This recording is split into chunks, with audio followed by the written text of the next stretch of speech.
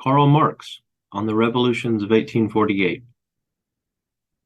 A speech for the fourth anniversary of the People's Paper, a Chartist newspaper in London. Delivered April 14th, 1856. The so-called revolutions of 1848 were but poor incidents, small fractures and fissures in the dry crust of European society. However, they denounced the abyss. Beneath the apparently solid surface, they betrayed oceans of liquid matter, only needing expansion to rend into fragments continents of hard rock.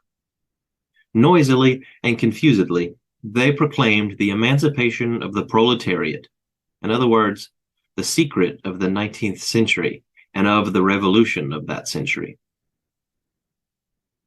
That social revolution, it is true, was no novelty invented in 1848. Steam, electricity, and the self-acting mule were revolutionists of a rather more dangerous character than even citizens Barbès, Respighi, and Blanqui. But although the atmosphere in which we live weighs upon everyone with a 20,000-pound force, do you feel it? No more than European society before 1848 felt the revolutionary atmosphere enveloping and pressing it from all sides.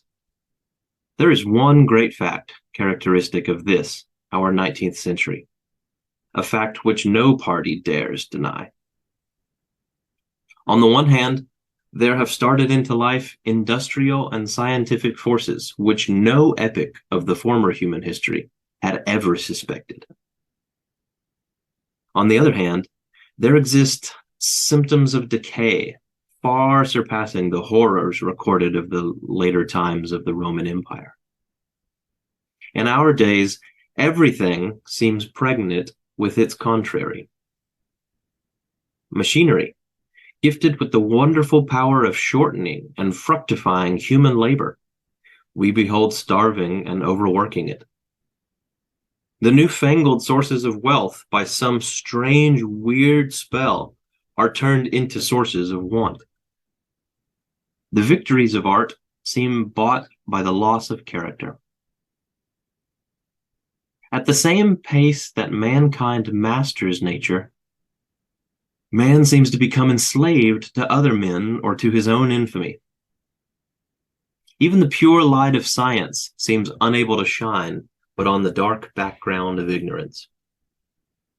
All our invention and progress seem to result in endowing material forces with intellectual life and in stultifying human life into a material force. This antagonism between modern industry and science on the one hand, modern misery and disillusion on the other hand. This antagonism between the productive powers and the social relations of our epoch is a fact, palpable, overwhelming, and not to be controverted. Some parties may wail over it. Others may wish to get rid of modern arts in order to get rid of modern conflicts. Or they may imagine that so signal a progress in industry wants to be completed by a signal regress in politics. On our part, we do not mistake the shape of the shrewd spirit that continues to mark all these contradictions. We know that to work well the newfangled forces of society, they only want to be mastered by newfangled men, and such are the working men. They are as much the invention of modern time as machinery itself. In the signs that bewilder the middle class, the aristocracy, and the poor prophets of regression, we do recognize our brave friend Robin Goodfellow, the old mole that can work in the earth so fast, that worthy pioneer we call the revolution. The English working men are the firstborn sons of modern industry. They will then, certainly, not be the last in aiding the social revolution produced by that industry. A revolution which means the emancipation of their own class all over the world, which is as universal as capital rule and wages slavery.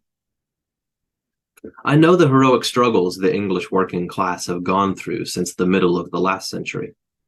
Struggles less glorious because they are shrouded in obscurity and burnt by the middle class historian.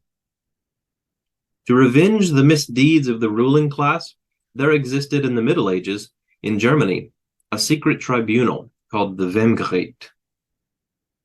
If a red cross was seen marked on a house, people knew that its owner was doomed by the Wem.